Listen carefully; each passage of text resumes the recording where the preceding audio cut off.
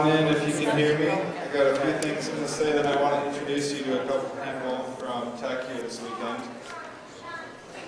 All right, you might have heard, or maybe just assumed that there's no Sunday school or anything like that, but everything is normal on a day like today when we have Tech in the building. So everyone is still meeting except for junior high. So if you're in junior high, you can go wherever you'd like. Senior high, and what's that? Yeah, junior high later. Junior high is later in the afternoon. Adult ed, senior high, we're in the lounge again today, right down the hall, right after the service, shortly after. If you get coffee and stuff, just get yourself down there. Little kids, you're still in the back hallway, finding them like normal. So everything in general is the same with Tech in the building. So, other things going on, like you've seen a couple slides maybe when you were sitting here. There's a game night coming up on February 2. I mentioned I had a run date on the flyer last week. It is February 2, Saturday, so a couple weeks away. It's a game night too, so if you are interested in that or you like games, I love teaching games and playing different ones, so if you're interested, show up. I would love to teach you something new or play a time with you even. On the announcements in your bulletin this morning, there's a bunch of different things that are in here. What's this looking at? This is amazing. All right, there's a bunch of announcements. Check those out. And there's lots of different things coming up soon, sort of restarting here in winter. Come on down now. Bible studies, women's Bible studies starts up in February soon also. So yeah, check that out. There's more information. And these folks here are from Tech. This is Lennon. This is Keith. Lennon here is, I don't know the exact wording, a student leader for the weekend, sort of helping overall Rectora. It's important, is what it sounds like. So I had asked Lennon what she appreciated about being part of Tech. So Tech has been a part of my life for 3 years now, and in that midst of everything, the relationships that I've come to make with all of these amazing, godly people, you might not have, coming in, I didn't have the best relationship with, honestly, a lot of people in my life, but coming in and there's 150, 160 people just coming in just with so much love for God, I didn't think was honestly possible in teenagers these days. So to see everyone just come in with welcome arms, no matter what you've done, no matter your past, no matter whatever is going on in your life, they're there for you and they're going to support you every step of the way. And it's just honestly so eye-opening and so incredible. What makes you come back to now be a leader of Tech?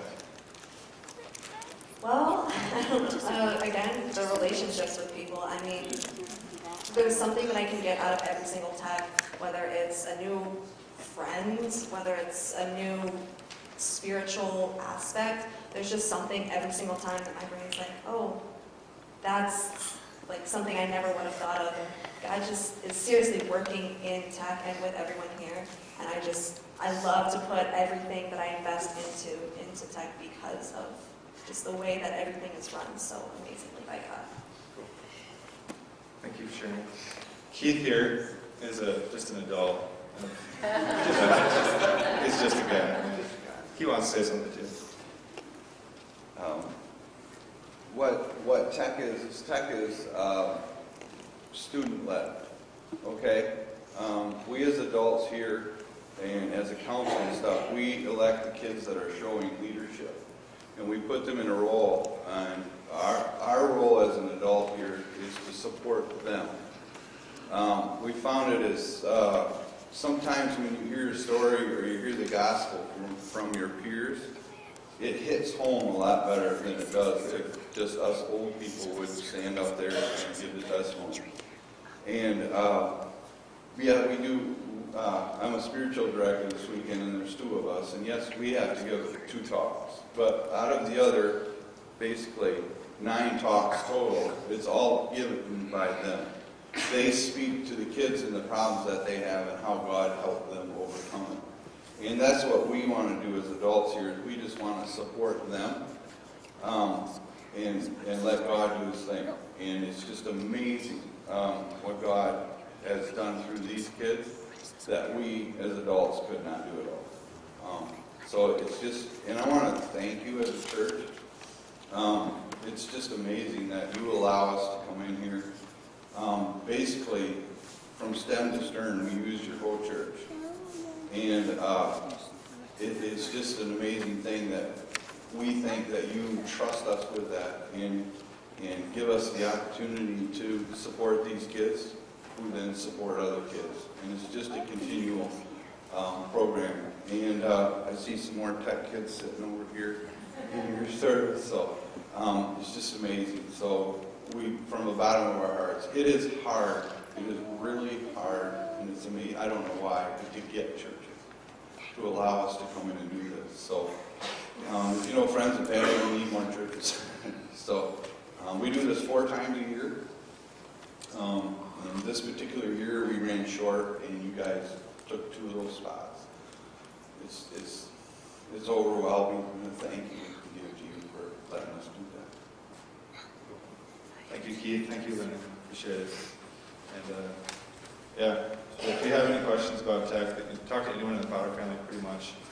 Grab a kid. If you see someone who doesn't look or wearing something different, you know, around here this morning, grab them and yeah, learn a little bit more about it. Well, good morning and welcome to all of you, whoever you are, wherever you're from. We are so incredibly glad that you are here with us. Psalm 95 says, "Come, let us sing aloud. Let us shout for joy to the rock of our salvation." So let's stand and do just that. In the name of the Father, in the name of the Son, in the name of the Spirit, Lord, we come. We gather together to lift up your name, to call on His name, call on your grace.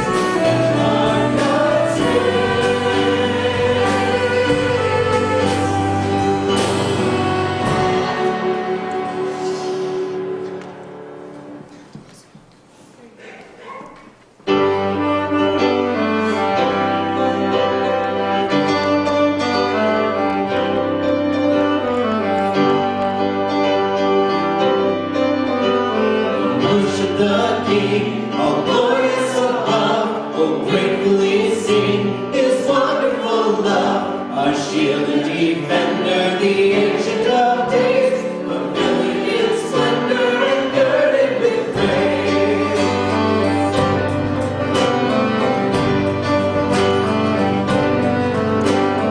Tell of his might, oh sing of his grace, whose globe is a light and canopy space, his chariots of wrath and he thunder clouds pour. Darkness is bound on the wings of the storm.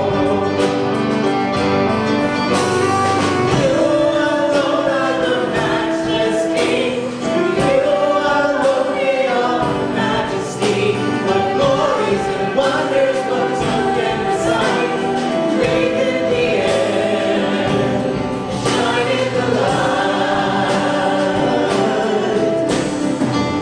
This night, the ineffable love of angels delight to worship above. Thy mercies how tender, how firm to the end.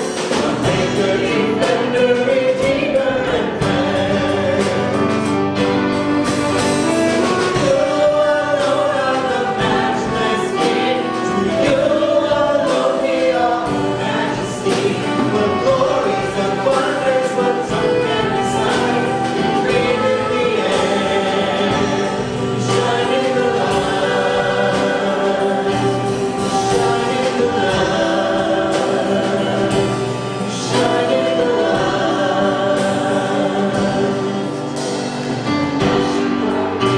All glorious above, oh gratefully sing His wonderful love.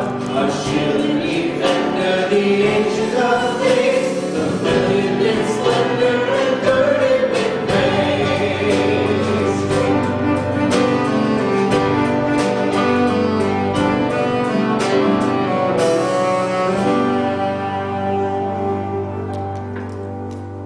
Our God welcomes us into this place, and we have responded to Him with praise.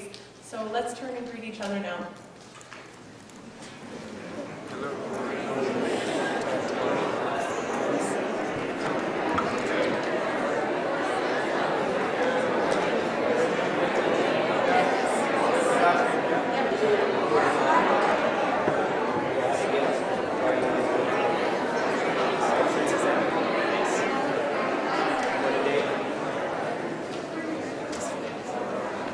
Please be seated.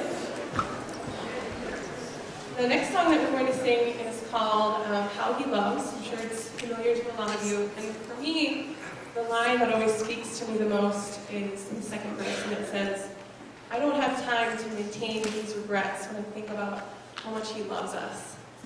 And I know that wherever we are in life, we all have regrets. We all regret things that we've done, or things that we haven't done, choices that we've made. And at least for me, it's so easy to dwell on those things and to let them steal your joy. But this song, it talks about the overwhelming love of God that just floods over us and covers over all of those things. And the Bible tells us that God's love covers over many, many sins. And if we confess them, He is faithful and just, and He will forgive them. So let's sing to God and to each other, and be assured that the everlasting love of God covers over all our sorrows, all our worries, and all our regrets. Let's sing together.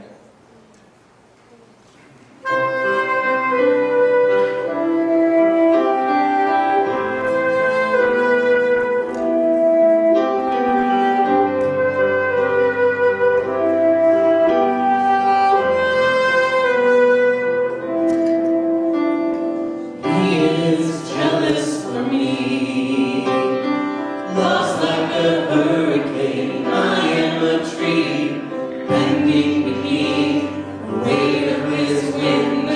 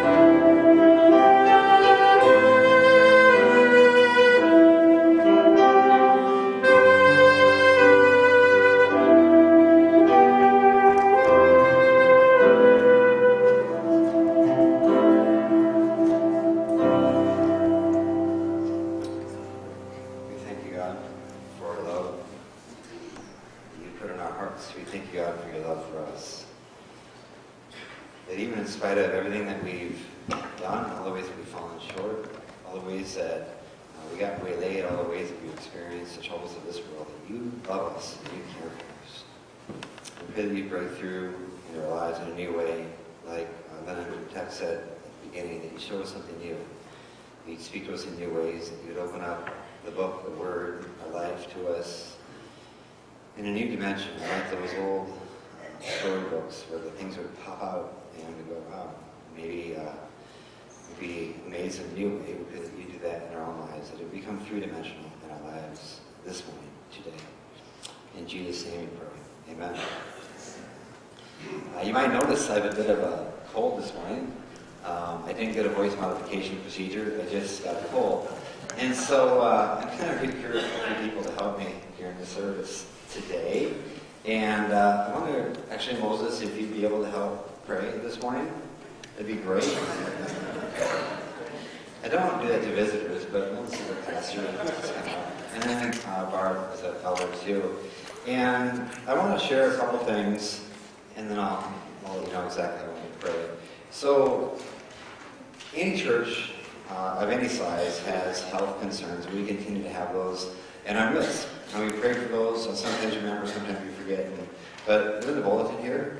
And there's just a lot of people in church that are struggling. And obviously, cancer is a big thing. John Webster continues to recover, but also continues to need prayer. It's slow and it's hard, and every day is a struggle.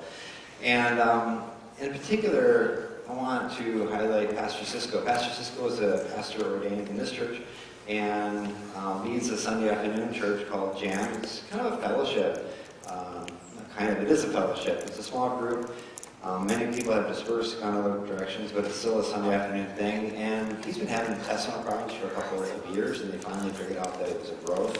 And so they did surgery, and as you know, something that's grown for a couple of years, it was pretty extensive. And so they removed a lot of it. They're waiting for the path reports right now. But I thought it would be appropriate to focus in prayer for him in particular. And then I'd love it if you could pray for health concerns, and then Barb, you could pray for our worship after that. And while you're coming up here and still looking at the scripture, I'll say this. It's also Sanctity of Life. Sunday week, there's a special, I think it's Tuesday, right? There's a special thing. And that, of course, refers primarily, initially, to the issue of abortion.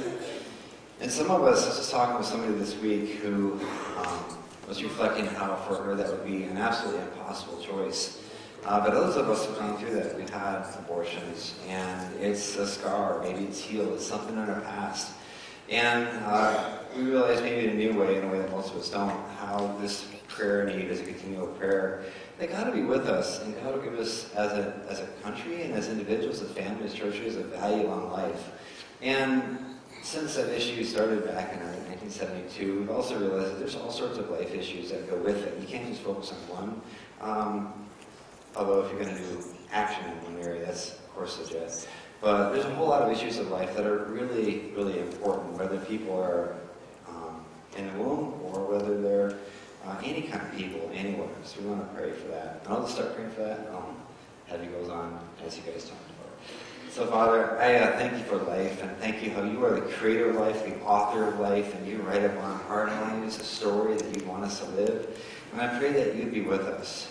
And Lord, so often as a church in this country, we've gotten kind of triumphalistic and paternalistic perhaps, and demanding, and sometimes even unchristian, and around maybe this issue, but other issues too, Lord. But we humbly ask that you would move in our lives and our hearts, that you would allow all issues of life to happen. And I pray this morning, some of us have gone through that, some of us may not be down with that issue at all, but Father, I pray that you would help us as people care about life, that you would heal the hearts, that you bring us forward, and that whatever you called us into, to pray, to act, to live, to move, that you would move in our hearts to be advocates for life. In Jesus' name. Yes, Lord God, you are the creator and you are the sustainer of life. And we are so grateful to be here as your people, as people who receive so much just like we sang, Lord, how much you love us, each one of us individually, us as people in this country with so much wealth and freedom to do many things, freedom to have, most of all, worship you in public places like this, on Sundays and every day. We thank you for the many ways that you care for us, Lord, in our congregation and in our neighborhoods, in the city of Wyoming and Grand Rapids, in this country, in this world. There are many needs. So, Lord, we lift them up to you because we know that you are good, because you are loving, you are powerful, you are Almighty Father. You have the power, yet you are loving, God. So we turn to you and we come to you this morning, particularly as a congregation, with particular needs that we have. Especially, Lord, we want to lift up our brothers and sisters who are suffering from illness and from all kinds of challenges, whether it be economical, physical, spiritual, relational. Lord, we lift these up to you. And as I lift them up to you, Lord, these names, I pray with the psalmist from Psalm 23, Lord, that you are the Lord. You are our shepherd, that if we have you as our shepherd, Lord, that we shall not be in want.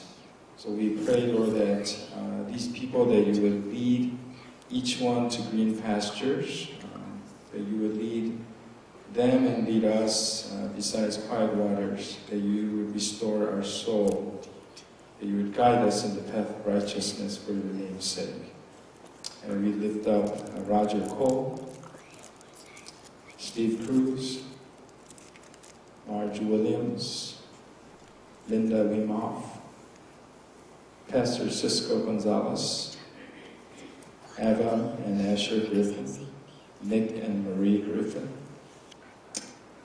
Grandma Kathy, John Webster, David Polanski, people who are going through seasonal depression, those who are homeless and hungry, for our government, for our ministry in the Community Resource Center, Coffee Spot, and Wednesday night dinners. Lord, and all of us. And for those of us who feel like we're walking through the valley of shadow of death on this day and this week, we pray, Lord, that you would give them the faith and the confidence that they will fear no evil because you are with them.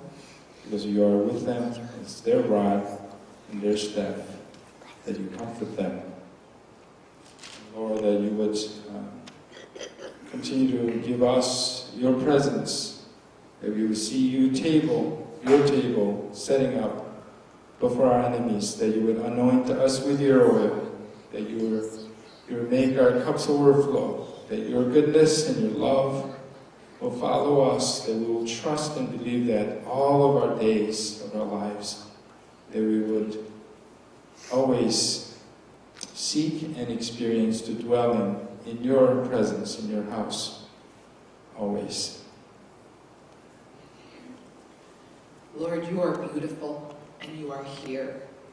And we praise you for your presence and thank you for it. And yet today, Father, there seem to be distractions for some of us, things tugging us away, pulling us away from worshiping you. I pray that you settle our hearts and our minds, that you push away, at least for this time, those distractions, and that you help us to be able to be bathed in your spirit and in your word. We thank you for Pastor Mark and pray that the virus that's nagging at him is just not a part of his bringing of the word today, and that you bring him healing. Father, I pray that anyone else who is really struggling with these distractions to be able to rest in your strength, to be able to bend the knee here to be blessed by what you are wanting to tell us today. Father, we pray that if today something wrong troubles us, we can just appreciate the words of the saints who've gone before. We pray that you'll make us kind and that you'll bring your presence to our minds, because your forgiveness of our sins makes us all free. Father, if there's joy for each of us in the day, help us to also be grateful and thankful for this in the way that we should. Help us praise you, Lord, in everything that we do. Lord, everything that you have given us is redeemed and is good. Father, today, if we stray, please redirect us, show our hearts the road to take. And Father, if today is fearful, if we're afraid, please, please be near to each one of us. We ask that you hear our prayers, Lord, for Jesus' sake. Amen. Thank you. Thank you. The offering is for the ministries of Calvary, but the ministry of the month you have to designate for that or raise money for is called Creators of Grace. It's associated with Pregnancy Resource Center, and it's basically some 3 or 4 support groups with about, I think, 8 to 10 people each, and this is a place where they can go as single moms, often unexpected pregnancies, to find support and find hope. And why do we do this? Because mercy triumphs over judgment. That's exactly what that is. Children's worship also.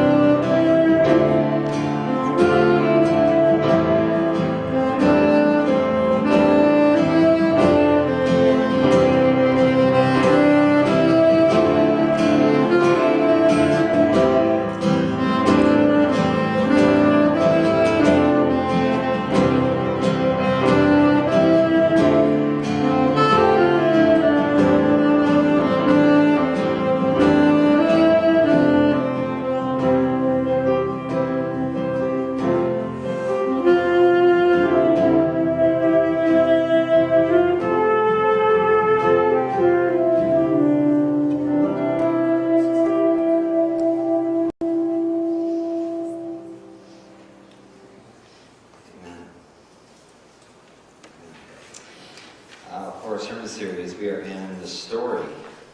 Anybody still reading this?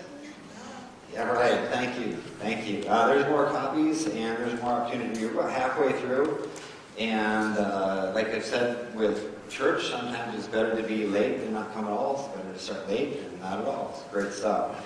This week I was in particular struck by how well of a good job they did just knitting together a story. and allowing the ark to happen in a way that maybe you couldn't get quite as well as if you read all the details. Just so helpful. So Matt's going to read the passage for us this morning, which is in 1 Kings 19, 1 through 18. I invite you to turn to that in the Bible, or just listen to the story as Matt reads it. And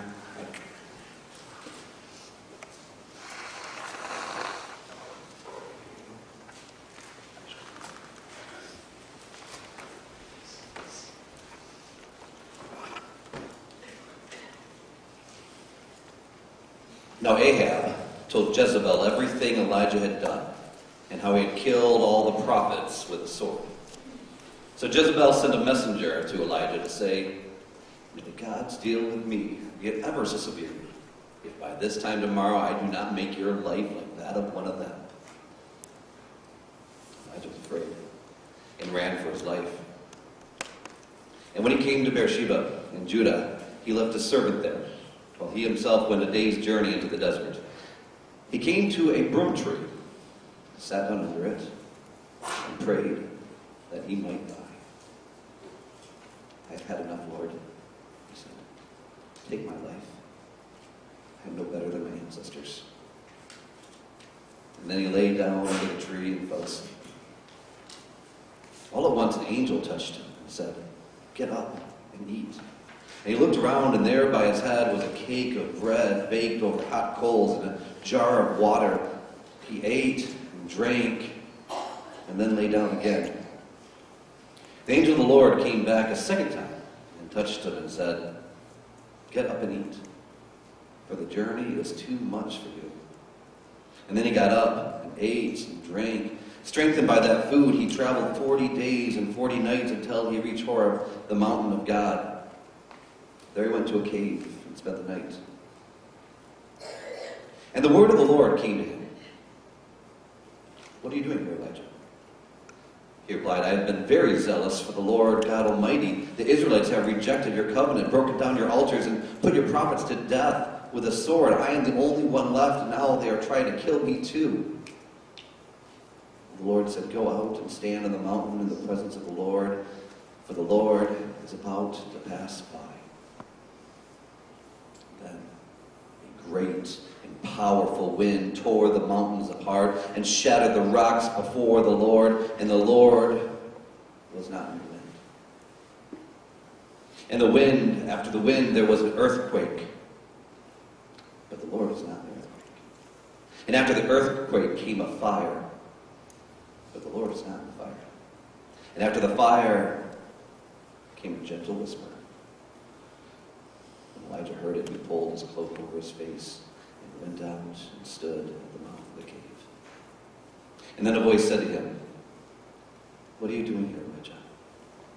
And he replied, "I have been very zealous for the Lord God Almighty. The Israelites have rejected your covenant, broken down your altars, and put your prophets to death with a sword. I am the only one left, and now they're trying to kill me too." The Lord said to him, "Go back the way you came, and go to the desert of Damascus. When you get there, anoint Hazael king over Aram. Then anoint Jehu, son of Nimshi, king over Israel. And anoint Elisha, son of Shaphat, from Abel-Meholah, to succeed you as prophet. Jehu will put to death any who escapes with the sword of Hazael, and Elisha will put to death any who escape the sword of Jehu. Yet I reserve 7,000 in Israel, all those knees have not bowed down to Baal, and all those whose mouths have not kissed him." This is the word of the Lord.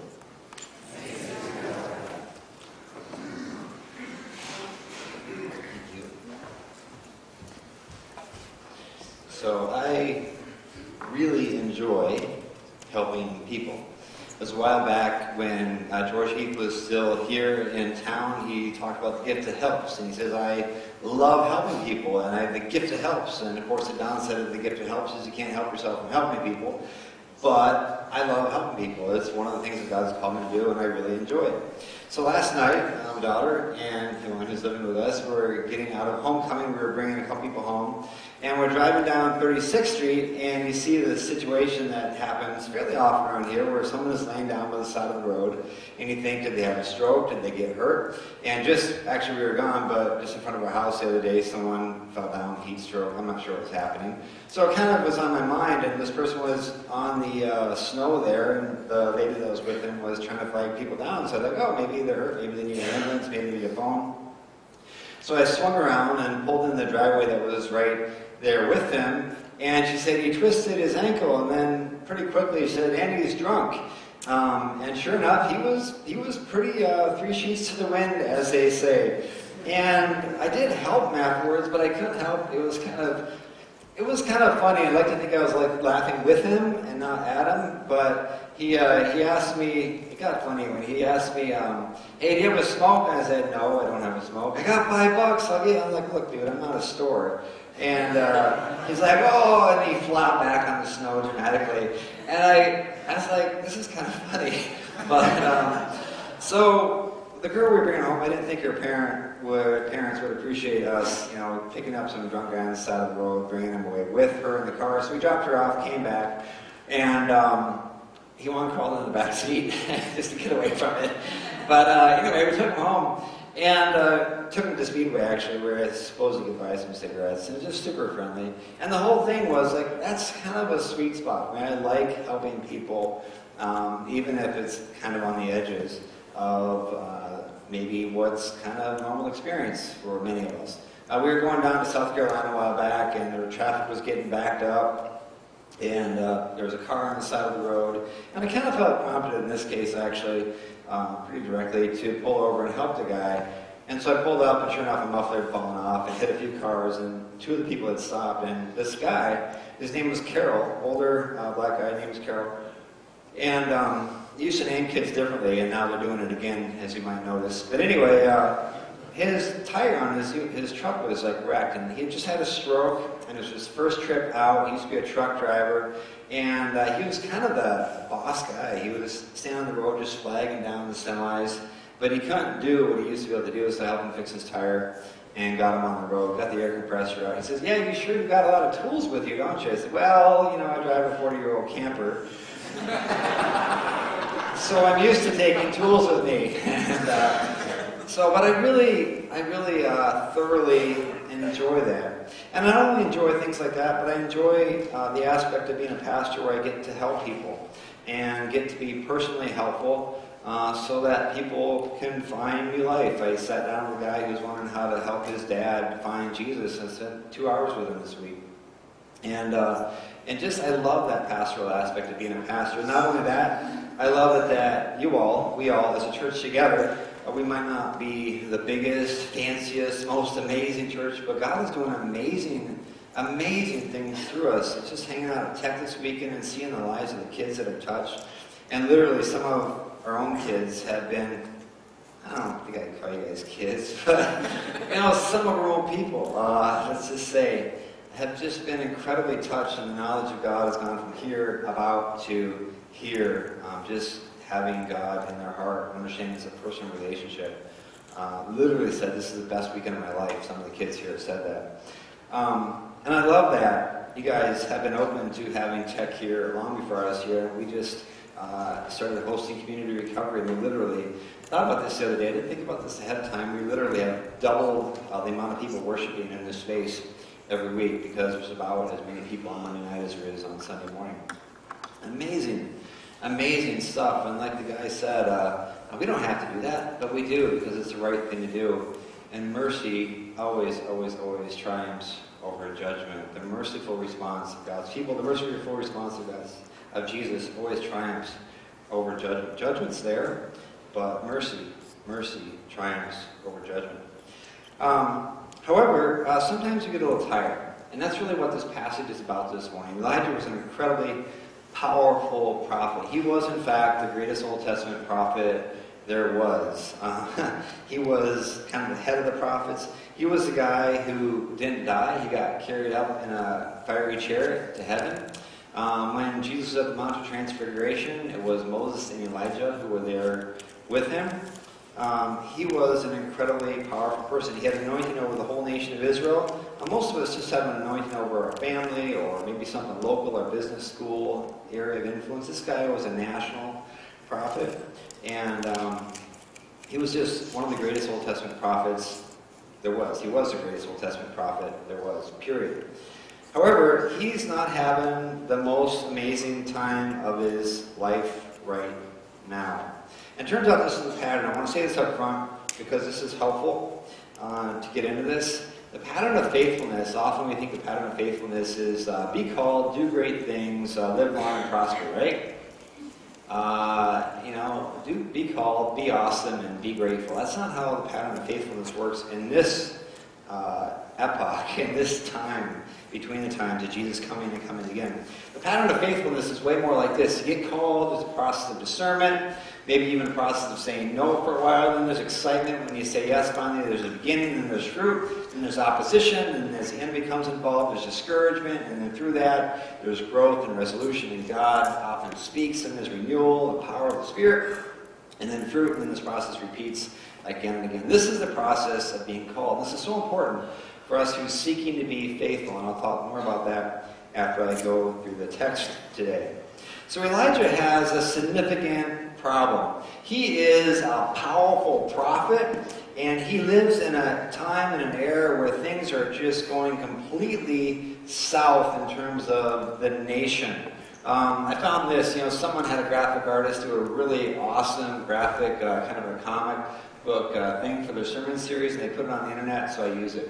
It looks kind of cool because I think what it does is it illustrates the ravages that anarchist, ungodly society would truly have here in this country. I mean, things would just be crazy. They say it takes about 10% of the population to be completely crazy, to have a whole country go into chaos. And this has been proven time and time again. You can look at Venezuela right now as one small example. It only takes 10% of the population, and especially those 10% of the population are the people that are controlling the country. In this case, in Ahab's case, he was a very bad person.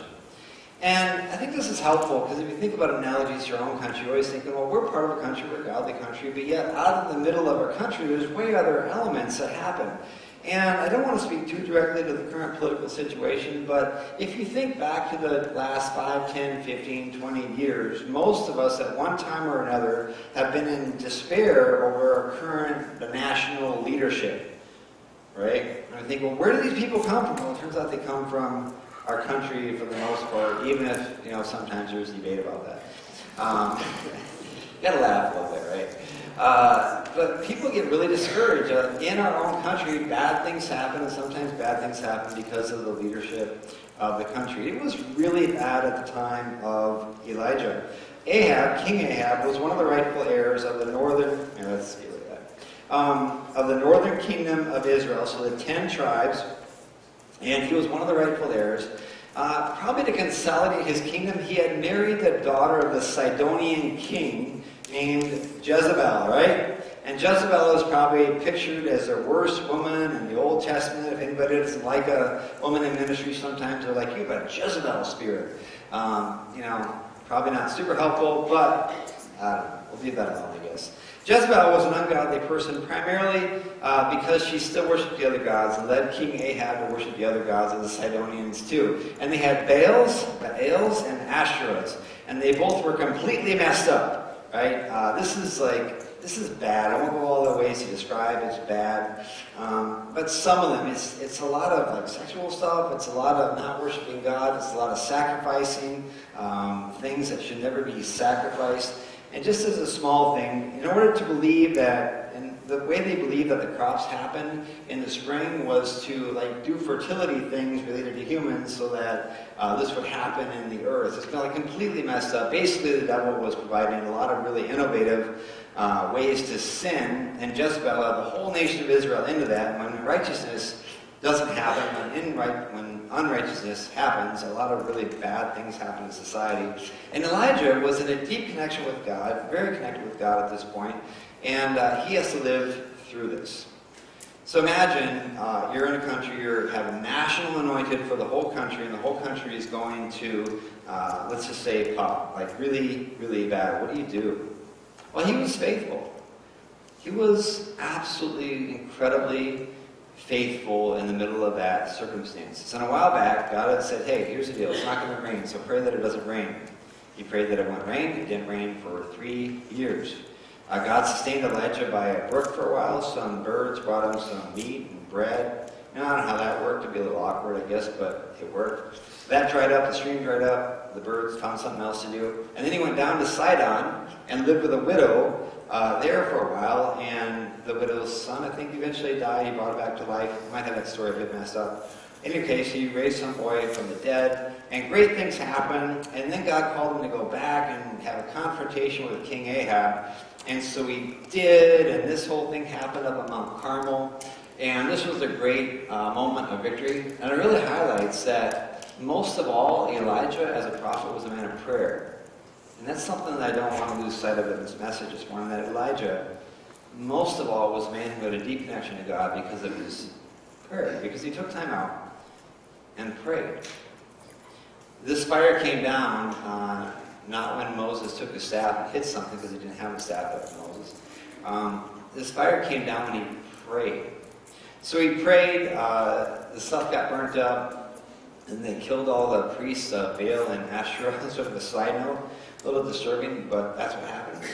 And then he prayed that it would rain. He got down on his knees, and he says he put his head between his knees. It's kind of a position of childbirth. That's where the word travail in prayer comes from.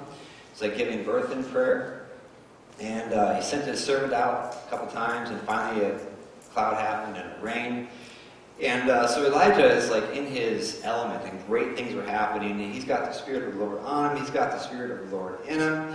And he runs ahead of the chariot of Ahab to Jezreel, the city where the kingdom is centered at that point. He runs. So the chariot's going, and Elijah takes off running. He's like, he got some power in his legs. He must have looked down like, what is happening? He's like a cartoon, right? Wile E. Coyote or Roadrunner or something. He's like, and The Incredibles probably, right? When the guy's on water, he's like, he looks down, he laughs, and he keeps going. It's so good. All right, so he gets there, and everything's going great, and then everything sort of falls apart. We get to our passage this morning. So the point is, things are going really good. He's flowing in ministry. Great things are happening. And then some really difficult things happening. Ahab goes to his wife, who's sort of a strong, evil woman, and he says, look, dude, you may have done all that, but this game ain't over. I'm going to kill you. I am going to kill you. And I'm going to kill you today. This isn't a deferred judgment. I'm going to kill you today. And Jezebel had the means to do so. And Elijah, in spite of everything that he'd done, his response is fear. It's worth noting. Often when we preach on fear, we try to help each other not to be afraid. But I think identificationally here, this is helpful to know that in the middle of a powerful session of ministry where God's flowing through him, Elijah had this response of fear, and he acts on it. He acts on it. It's helpful because we do the same thing from time to time, and it's part of how we interact. It's part of who we are as people that are trying to serve God. And he runs.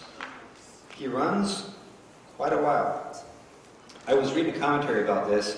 It's written in 1892, by a guy named George Barlow. And I love that people have meditated on this passage for the last 2,000 years. But this is what this guy says. The causes of Elijah's despondency are very similar to our own.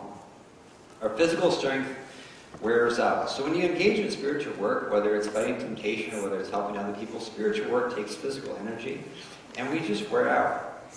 We feel alone. We feel unsympathized with. If we step out of ministry, if we step out to talk to someone in our family, if we step out of faithfulness at our job or home or whatever, we feel alone because we kind of are, except for God. We've been called to step out, likely not only something that we can do, whether it's our marital faithfulness or some amazing mission.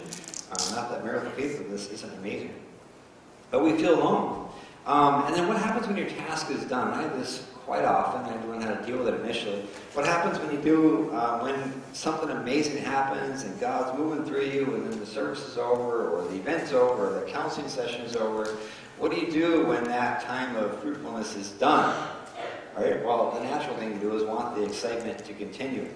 So years ago, we did a lot of Alpha series, but we had a great retreat, and I was all excited because God had moved, and I went home and I watched like 3 movies because I just wanted that emotion to continue, right? And then eventually I learned that, that's not really what you need to do. And I had a mentor who was a Pentecostal pastor, and God would move through him and he'd get healed, and sometimes people would fall down, and sometimes he'd say, get that person up, and he'd knock him down again. He was just a little bit that way. I don't do that, but it was funny.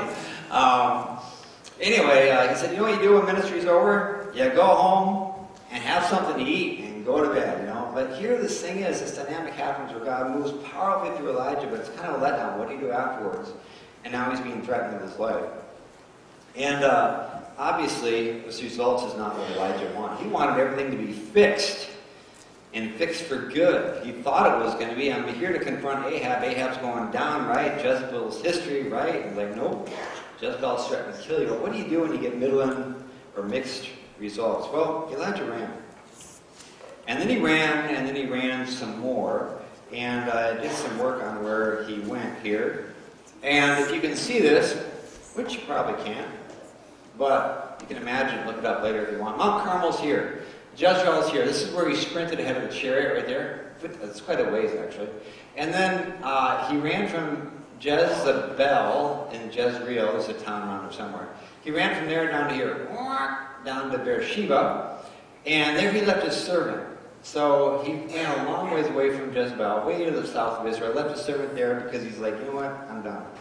He went to the desert and he laid down and he went to sleep.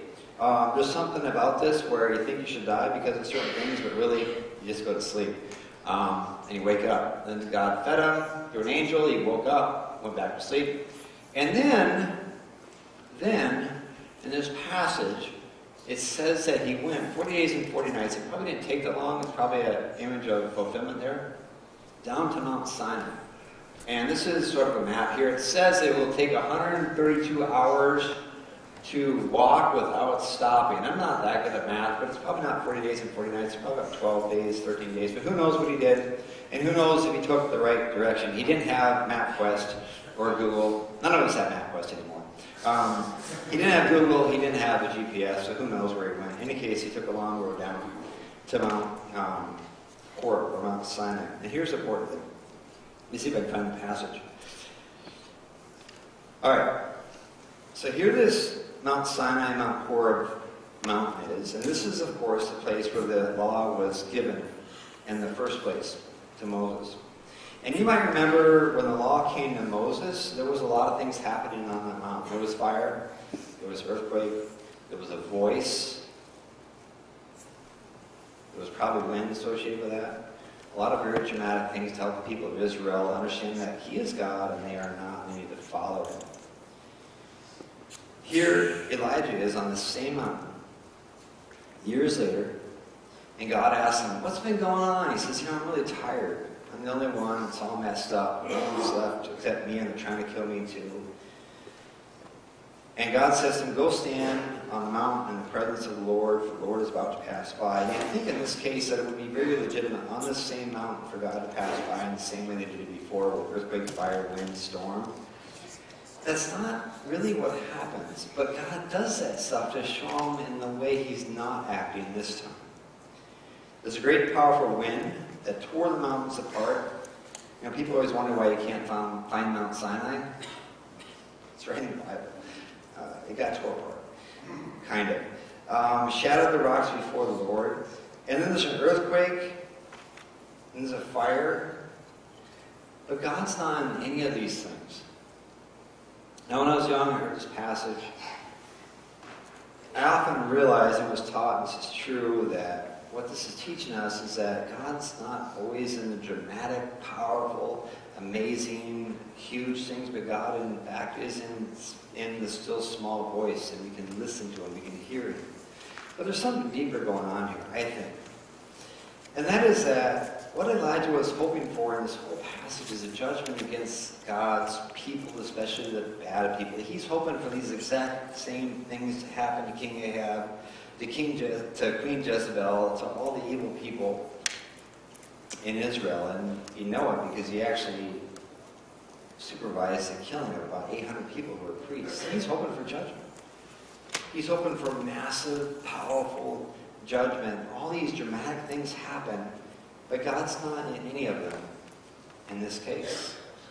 Instead of acting out on Elijah's hope for destruction against the bad people, notice what happens in this passage. God speaks to him directly, personally. Because after these things happen, there's a gentle breeze, a gentle whisper, and then God is in that. And Elijah, he's a prophet. He's used to being around the presence of God. He puts a cloak over his face and goes out. Moses was on the same mountain, and God appeared to him, and it says God put his hand so God couldn't see him, so Moses couldn't see him. Here, Elijah puts a cloak over his face. And God asks him the same question, what are you doing here? And allows Elijah to answer the exact same thing that he said before. He allows him to share his heart. And I love this too. Because even though Elijah was hoping for judgment, for condemnation, even though he's frustrated, even though he's at the end of his rope, God is still listening to him. And this is so important. Because sometimes we think we can't go to God when we're stopped because he's going to judge us. He doesn't want to hear from us. We've said it all before. But here in this passage he says, just speak. I want to hear what you have to say. He doesn't judge him for it. Allows him to talk. He comes to him personally and allows him to share what's on his mind. And then he does something about it. And God is God, so he doesn't exactly ever answer Elijah directly, but he does address his concerns, because this is what happens through this. The Lord said to him, go back the way you came and go to the desert of Damascus. If you're ever frustrated with God, if you ever go out and cry out to him, always the encouragement is keep being faithful. But there is an answer to his question. When you get there, anoint Hazael king over Aram, Jehu son of Nimshi king over Israel, Elisha son of Shaphat from Abel Maholah to succeed you as prophet. So what's happening here? Elijah's kind of done. He's ready to be dead. He's ready to not be the main prophet anymore. And God comes to him and says, look, you got to go back, you got to do some things. But if you look at exactly who he anoints the enemy that's going to have a serious effect on the nation of Israel. In fact, when Elijah finally meets Hazael, he just starts crying because he knows what the guy's going to do to his people. And then he goes and anoints the next king of Israel. He goes and anoints the next king of Israel. And this guy starts off good, but he gets a little overzealous, so it's not great either. And then most importantly, he gets to anoint the next prophet of Israel. And as Richard Scott, who isn't here, says, Elisha went on to be the prophet that God did the most miracles and acts through. He got a double portion, which is the oldest son's inheritance of the spirit of Elijah. And so God answers the heart and the prayer of Elijah. And Elijah, of course, gets a fiery escort to heaven in the best possible way. So God answers his prayers. But he doesn't do it the way Elijah wants. And this is important for each one of us. Because we are called to faithfulness, and when we look at the world around us, maybe we just look at our spouse, or our kids, or our parents, or our job, or maybe the church, or the government.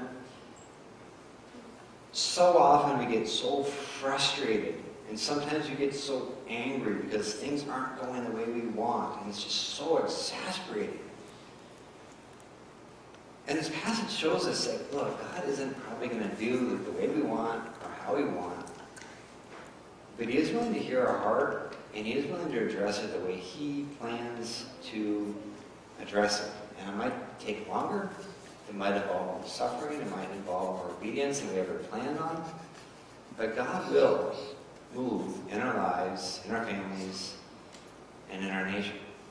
And this is crucially, powerfully important. So our church does a lot of ministry outreach, people who are just coming out of addiction, out of recovery, out of difficult circumstances. And those challenges are obvious because coming out of recovery is just one of the hardest things. And it's like, you just pray for God to do something. And those challenges and those ways God moves are obvious. I was just talking to someone before church, and they were due to be homeless today. But in the last week, through prayer, God answering prayers, God gave them a house and an apartment for the next year. And it's so like, God is so good. But here's the thing. Those of us who have kind of jobs where you go to work, come home, go to supper, pay the bills, take care of our 2.5 cars, our 2.6 kids, and, we have struggles too. It might be hidden. It might be deeper.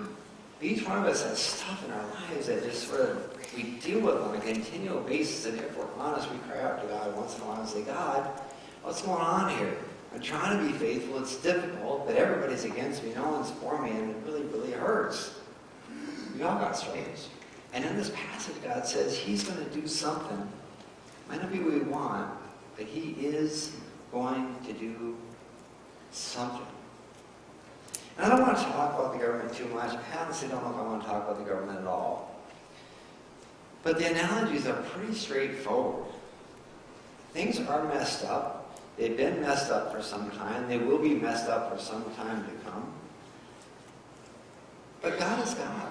And He is sovereign. And we're part of His kingdom, not the kingdom of America, the kingdom of Canada, or the kingdom of Venezuela. We're part of God's kingdom, and He will move to work His plan out in history. People often say we've never been more divided in America than we are now. Civil War, anyone? Things have been pretty bad. And God is sovereign, and He will bring His power and His pleasure to bear in our lives. In the New Testament, there's a passage in Hebrews 12 that says, you have not come to a mountain that is full of thunder and fire and billows of smoke, but you've come to Zion, the holy city, to Jesus, the mediator of a new covenant. In the middle of all this, we have an invitation to come to someone who's a far better mediator of the covenant than Moses, than Elijah. We come to Jesus. He comes to us in all power, in all compassion, in all spirit, and invites us to give our lives to Him and His kingdom first of all. He says, seek first the kingdom of God and all these things. Think about that physical stuff, but that spiritual, that situational things too, will be granted to you as well. If you seek first His kingdom, all these things will be granted to you as well. This is hard stuff. This is hard stuff. I have a paper here somewhere. I asked them to leave these on the walls here, because I think every time I come into tech and there's these Bible passages all over the walls here, I'm always surprised how much it sort of kind of like gets me in a positive way. I'm often like dealing with tough things here at church because it's my job to deal with tough things. And I'm always amazed how much He's like, get me. They like get me, they convict me, but they also inspire me, they like grab my heart. It doesn't matter who we are, all of us need renewal, all of us need revival, all of us need strength from the Holy Spirit to be the kind of people that we want to be. So many of us can do so many things, but this staying on point, this staying faithful is one of the hardest things, and God invites us to continually go back to Him to get what we need from Him for our lives. I'll say one last thing about mountains, Moses, Elijah, Jesus. You remember the Mount of Transfiguration, right? Jesus goes up there. Peter starts talking because he don't know what else to do. And but the point of that whole thing is Moses, giver of the law. Elijah, the greatest prophet, speaker, interpreter, director, reminder of the law. And Jesus, fulfiller of the law. He's the one who fulfills the law in us. He's the one who goes to the cross so we don't have to. He's the one who lives in our life so we can live as He wants to live. Let's pray. Father, You are God. You love us. And You care for us. But I thank you that in Scripture you don't present a picture of prophets and kings and servants of you, people of you that just had everything figured out all the time, and everything was hunky-dory, and you just lived these amazing, perfect lives. And then we'd be forced to struggle with our own imperfect lives, wondering what on earth to do. But I thank you that in Elijah you show us that it's okay to cry out to you. It's okay to take action and run and cry out to you and even want to die and then receive assurance and food from you and then go and be faithful for you. But I thank you that this isn't a blasé life of following you, but a life filled with adventure.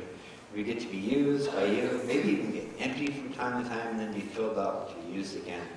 But I pray that you do that for us as a church, that you would fill us up again. I pray that you do that for us as individuals, that you'd fill us up again. I pray that you'd equip us and set us free from our addiction, that you set us free from lack of money, that you set us free from lack of anything.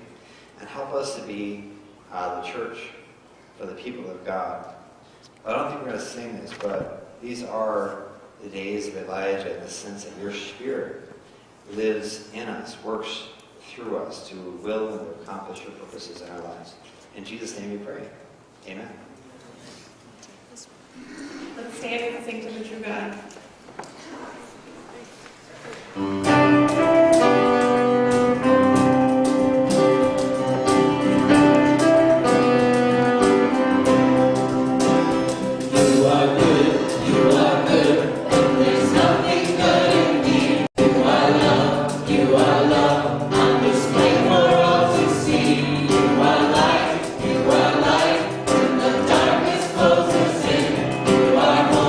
You are hope.